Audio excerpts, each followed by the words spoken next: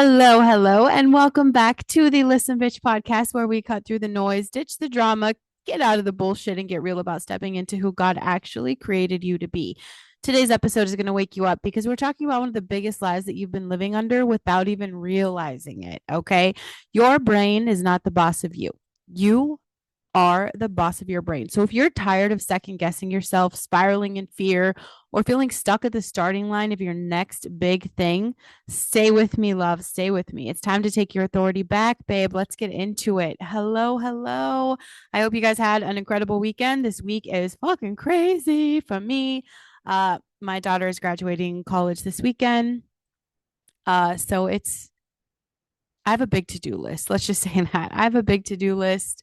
Um, and most of this has just been, opening my wallet and pulling out the debit card, right? It's that's kind of what it's been like. But no, I'm super excited for her. We've got family coming in from Colorado.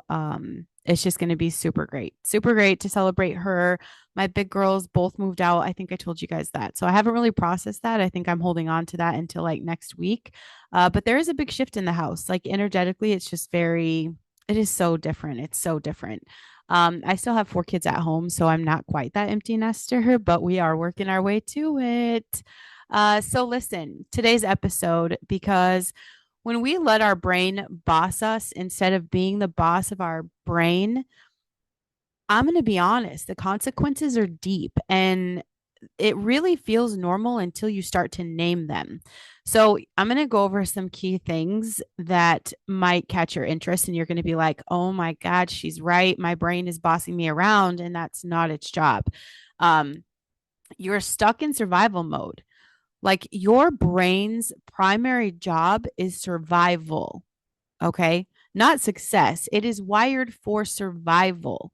So, what happens when it's in charge is that it constantly scans for danger.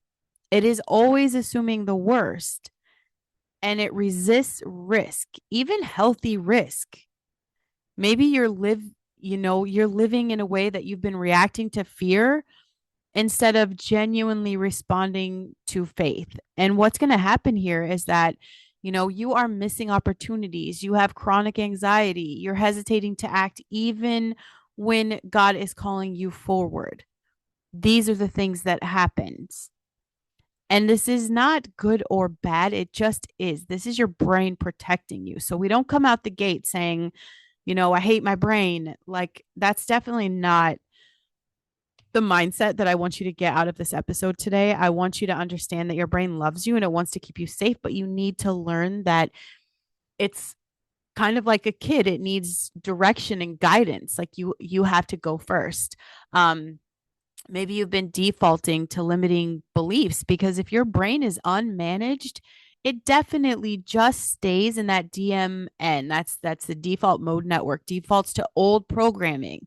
So it's going to be the stories from your trauma, from your failures, from your shame, from your frustration, from your regrets. And you start to believe like I'm not enough or it won't work and you don't even question it. I think this is something my husband and I have been working together every day, like working on ourselves and each other. We've carved out, or our relationship, not really each other, but we've carved out time every morning to really put in the work so we can grow into the potential that we were called to, right? And something I really see a lot is that he has these stories that he's stuck on. This never works out for me. This always fails. Like it is that self-fulfilled prophecy and it's not his fault. It is just absolute. He was never aware that he was the boss of his brain. So he stuck to these stories for 47 years now. He's been on autopilot, of like collecting all this. So it's not a matter of like, it's not going to work. It's a matter of, you have to learn to work with it. So what's going to happen? You believe these self-fulfilled prophecies, the stuff comes true, you end up in that loophole, you can't get out of it, and like you're honestly just confusing familiarity with truth, right? So what are you doing to yourself? You're self-sabotaging. I talked about that last week because I'm the queen of that. I'm in the era of awareness of like, okay, I'm self-sabotaging right now. Cool, let's step away from this, right? But this is what happens. You're going to self-sabotage. You've got imposter syndrome. This one like sneaks up on me out of nowhere. And that's really kind of what I've struggled with when it came to sharing Bible study for a badass. I let imposter syndrome take me over. I took everybody's stories and I was like, "Ooh, there's, because I've told myself forever, there's always truth in something. Like if something hurts your feelings, there's a little bit of truth." I've always said that.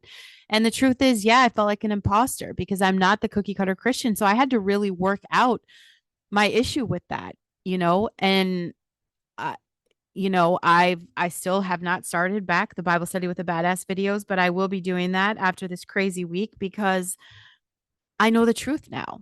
I know why I was letting, the default story run the show. I wasn't being the boss of my brain. That's a lie. I don't have to be a cookie cutter Christian to tell someone about Jesus. Like that is not, if we waited for everybody in the Bible to be perfect before talking about Jesus, nobody would know him. Nobody. And I bet part of your issue is that you are staying smaller than your calling. You just are. You are because I know I am. And I feel like I meet so many people that are doing just that. Another issue that you're really going to have if your brain is the boss of you is emotional whiplash. I can already feel you guys like, yep, this is it. Emotional whiplash. I feel that because what happens is that your brain loves certainty. So it freaks the fuck out when growth brings discomfort. It freaks out. And if your brain is the boss, the emotions run wild trying to avoid anything and everything that's going to make them uncomfortable, even the blessings. Okay. So what's happening? You're moody AF. Your mood swings are out of control. You give up when it starts to feel hard. You need constant validation instead of just being really grounded in the truth. Then you have that paralysis by analysis. Okay. I used to hear this at like seminars and different network marketing events. Paralysis analysis. The brain overthinks to avoid making mistakes. And if it's left in charge, it's going to paralyze you with endless what ifs instead of moving you forward in faith. So what happens? You are in the land of procrastination, indecision, and delayed destiny. You're frozen, paralyzed, stuck.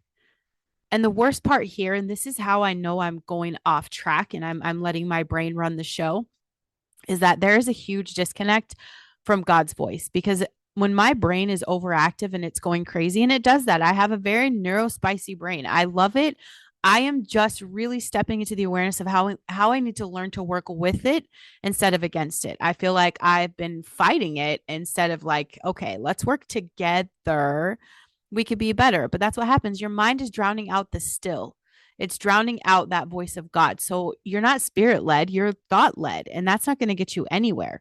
This is going to, keep you confused about your purpose. It's going to give you literal spiritual burnout because you're going to feel distant from God, even when you're working hard and reading the things, because you have not practiced the pause to just listen. And what's going to happen is that if you don't boss your brain, fear will. And fear's only job is to keep you small. If you don't boss your brain, fear will. Fear's only job is to keep you small. I know you're like, Brandon, you've been talking to me. I feel like I am on the edge of a powerful shift. Give me a foundation that's going to bring me a lasting transformation. Absolutely. That's what I'm here for. I'm just going to give you 3 steps here. Okay. So we're going to keep it simple. The KISS method. Keep it simple, stupid. Don't overthink this. That's it. All you're going to do is you're going to explain to yourself that you are not your thoughts. Your brain is designed to produce thoughts, not always the right ones. I want you to literally compare it to a heart that beats. Like you are not consciously controlling every heartbeat. You're not consciously controlling it. You're not consciously controlling your thoughts, but you can influence your heart health. Does that make sense? It beats no matter what, but you can make choices to be consciously aware of your heart health. It's the same thing for your brain. With these thoughts, you can be consciously aware to influence the thoughts that you're having. You don't control every thought automatically, but you get to choose which ones you agree with, which ones you hold on to, which ones you call in, which ones you challenge, which ones you reject. You just see them and you say, "Oh, that thought doesn't serve me. Go away. Go away." And part of my meditation in the morning are, prayer meditation is like we last week we were doing one that this Graham Cook. If you guys have not gotten my 5-day free trial of this Bible study app or like this, it's an incredible, it's incredible. I don't care where you are with your relationship with Christ. If you're new, if you're, if you've known him your whole life, this app will meet you where you are. It's incredible. A great community, great support system. It's amazing. So anyway, I'm listening to it and this happens when you're listening to stuff. Your brain kind of goes off on little tangents of thinking. And we were asked to choose a new scripture, one of God's promises to replace something that is an unserving thought. Right. So my brain just got stuck on the tangent of looking at all the thoughts I have that don't serve me. And I'm totally getting lost in that. And it was just a matter of like imagining. So I'm laying there with my eyes closed. Graham's voice is very soothing. And I all of a sudden am getting swept up in the wave of all the thoughts that don't serve me. And I start like validating them like, oh, that's right. This, and this. And I kind of just imagine myself pushing those thoughts away and they just like dissipated in the air like a cloud of smoke, right? Like I see the words in my mind and I push them to the side and they just dissipated. Like it was amazing. And I brought in what I really want to call into my life is that God has me. Everything always works out in my favor. He promised that. He has a lot of promises. So it's just a matter of like, I didn't let these thoughts go crazy. I didn't let them hold me captive forever. There was just an awareness of like, I get to decide what I'm holding on to today, And I think that's important. I think, you don't get to control every thought automatically, but you do get to choose which ones you're bringing in. And your brain's first thought, it's not always your best thought. You're not a slave to what pops into your brain. You're the one in authority. Your brain is your employee, not your CEO. Your brain works for you. Your brain works for you. If you've ever wanted to be a boss, now's your chance. It will follow the instructions you give it most consistently. So obviously, if you're allowing fear and doubt and confusion to sit as CEO in the chair of your company, aka your life, you're going to be running on chaos. If you, led by faith and higher intention, with God's hand in there, stay in the CEO chair, then your brain becomes a tool to carry out your potential, your amazing plans, your goals, all of that. Your brain takes orders. It will execute fear just as well as it will execute faith. And it depends on who's calling the shots. You have to activate that practice boss moves daily. Practice boss moves daily.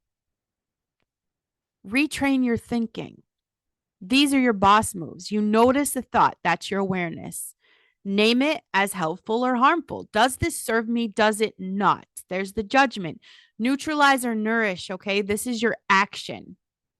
You don't have to control everything you think, but you have to respond as the boss, not the bystander, not the employee, not the stand-in, not the extra. You are the boss. You're the star of the show. This is your movie. This is your everything. You are the boss.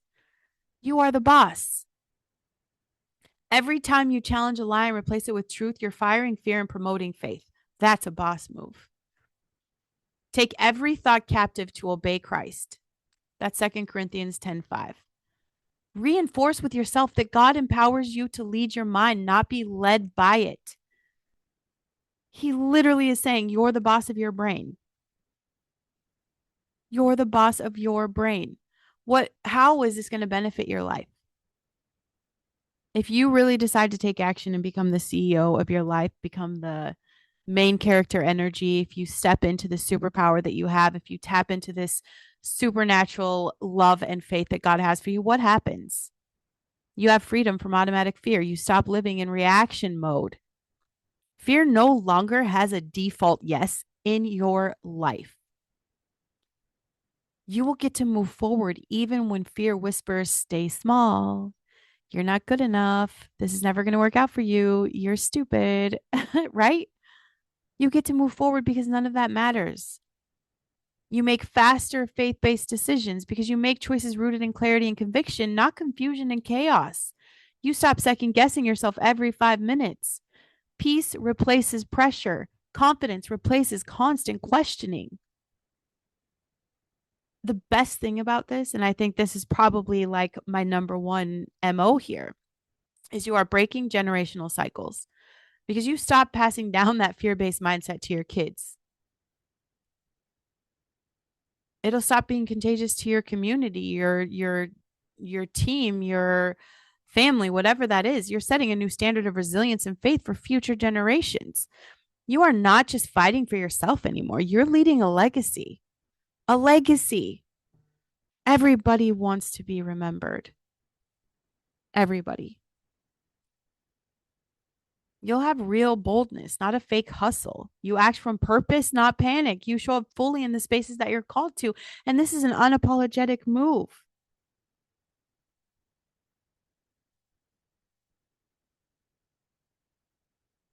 You can finally live the life that you have felt stirring inside of you for so long without faking confidence or just like fake it till you make it without just like pushing through.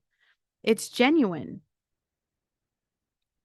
You have emotional mastery. You manage your emotions without suppressing them. Hard days don't derail you anymore. Big wins don't inflate you. You just are. You want that emotional resilience because you're going to get the consistent progress no matter what life throws at you. And you'll have that huge spiritual alignment because you can hear God because your mind isn't cluttered with panic. You're not trying to people please. You're not after perfection. Your thoughts come under kingdom authority, not chaos. And we are humans. We crave that deeper connection. This brings it. When you boss your brain, you don't just change your thoughts, you change your life. And that's a wrap for today. Listen, bitch, your life changes the second you realize you don't have to believe every thought you think. Like you're in charge. You've been in charge. If today lit a fire under you, don't just sit on it. Head over to my website, brandonlynette.com. Dive in deeper. Get what you can out of there. Get connected to everything you can to keep me in your space, to keep this momentum going. Okay. Subscribe to the podcast, Apple or Spotify, and absolutely leave a review. Okay. I need the reviews, you guys. It's going to help a lot to make sure that other people can hear the shit.